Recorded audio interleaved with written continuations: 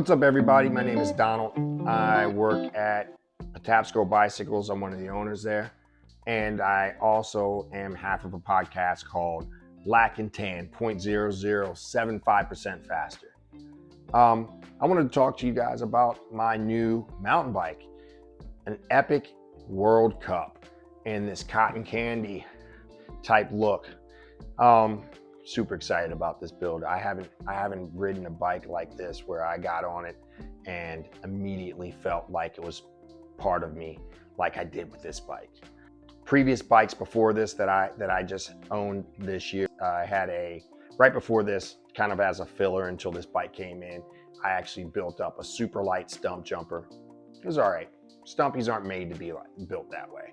So it kind of had a quirky build, but it was okay. Before that, I had a Cannondale, and we'll just say the Cannondale wasn't for me. Before the Cannondale, I had an Epic Evo, another spot-on bike from Specialized, if you ask me. If you're an aggressive cross-country rider, you're looking for a fast bike that you can throw around and have fun on, I highly recommend you check out the Specialized. So with this bike, some of the things that I built on it, I don't normally build bikes the way that the public wants me to build it, or whatever else. I build bikes the way I like them, and I build them to handle the way that I ride. So one of my favorite things that I put on bikes, ground control tires, almost a must with me. And you can almost tell my bike builds because instead of having pure cross country tires, I'm gonna have something like the ground control, which gives me a lot of grip all year round, right?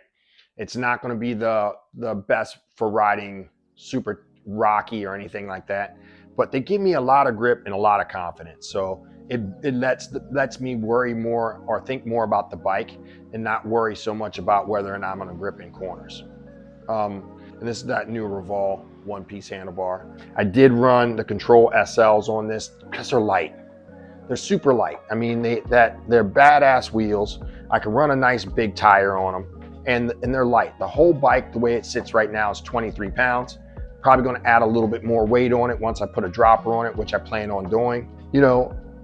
Things that I like about it, shock was really easy to tune in, super tunable, super adjustable. Right now, it's like 3 settings that it has. You can have it in a setting to where you have 0 sag. You can have it kind of in the middle, and then you have it sagged. It's completely sagged out. I have it kind of in the middle right now, and it feels like about 100 millimeters to 110 millimeters of travel. That's not the case. I believe it's like 85 millimeters of travel in the back. 110 up front with a SID fork with the brain setup in it. This bike does not have the brain like the previous generation in the rear. Thank goodness, because I hated that. That was one of the reasons that I went with the Epic Evo, because it didn't have a brain. The reason I hated the brain setup was if the trail was smooth right before you were to bunny hop over a log or over an obstacle, and you had to preload the bike to bunny hop, I do a little manual first, I kind of preload and I bunny hop over.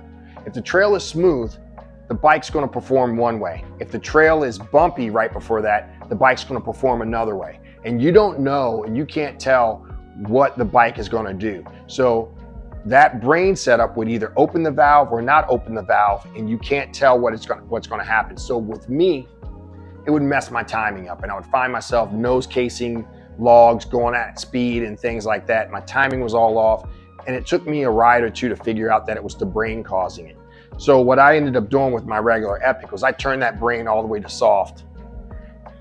I mean, that's why they put the brain on the bike for the bike to work as a complete unit.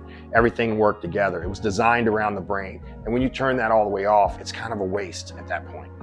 So I'm happy that this bike does not have a brain in the back. It does have it in the front.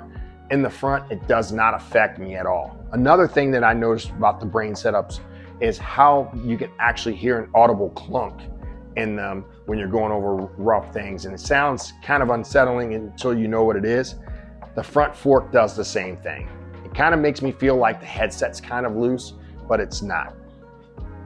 So on the front here, I am running the Level SLVs on the front and back for brakes, 4 piston. Like I said, also I am running XX cranks, power meter cranks, and XX1 shifter and derailleurs. Loving the bike so far. I'm gonna ride it more and I'll give you more feedback on it, but so far so good.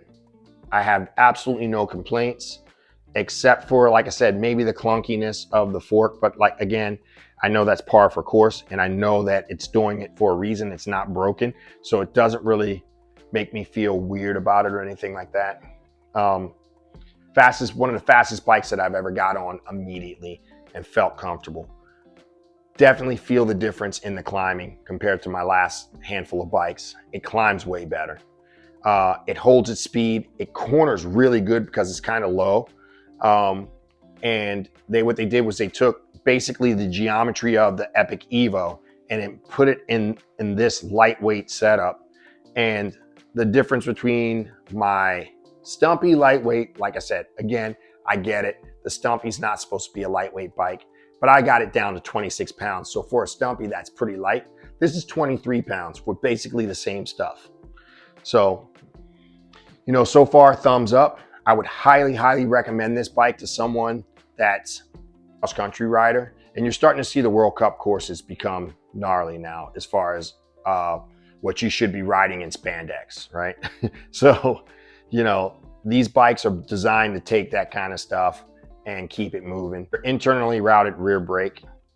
And once I get my dropper, I'm gonna run it internally routed to the opposite side. It'll look super, super clean. Yeah, that's about it.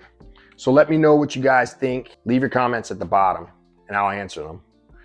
All right, everybody. Thanks for checking out this video.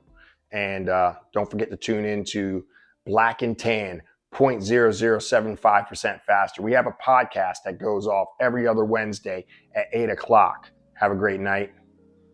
Peace.